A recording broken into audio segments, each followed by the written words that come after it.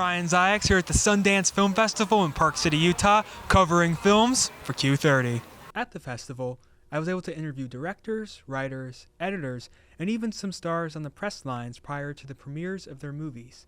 A notable of which was Together, starring Dave Franco and Alison Brie, who talk about making a movie fueled by relationship codependency. There was a lot of physicality, and I did this with my wife, and it was a very intimate movie to the point where at the end of every day, truly almost every day, we would look at each other and we would be like, we couldn't have done this with anyone else because of how just intimate it was. But again, just to be working with her, it's a dream come true.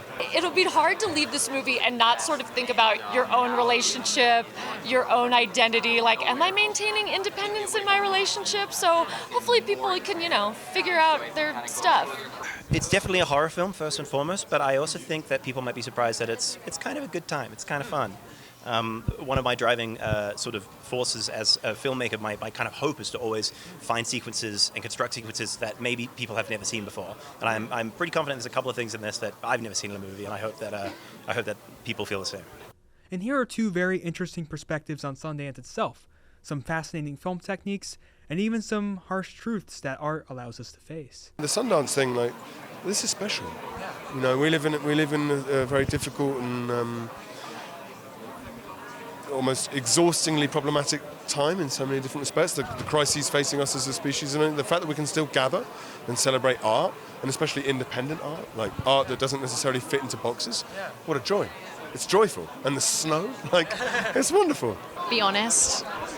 Say the thing that might be scary because it will make you closer to the people you love. I read the script and I was like, well, that's amazing. I also had recently gone through a breakup, not recently, a year before that, and it kind of mirrored what I went through. And I was like, what? Therapy's cool, but also this is better. Bouncing a lot of audio to tape and manipulating tape, stretching the tape, breaking it, playing with it as it runs through the reels and the playback heads.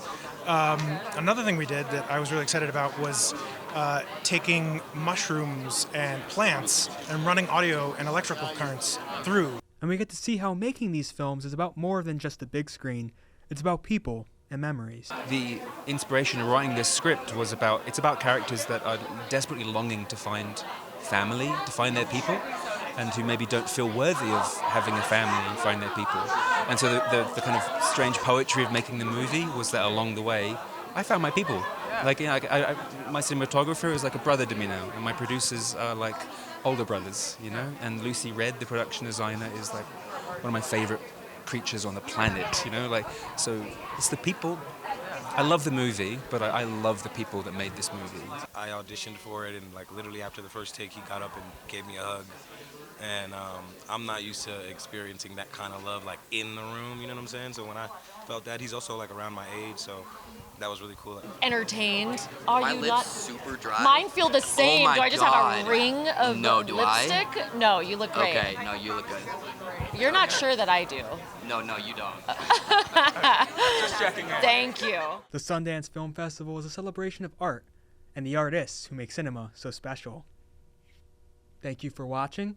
Subscribe to the Zicast Productions YouTube channel and my podcast, The Zicast, on YouTube and Spotify.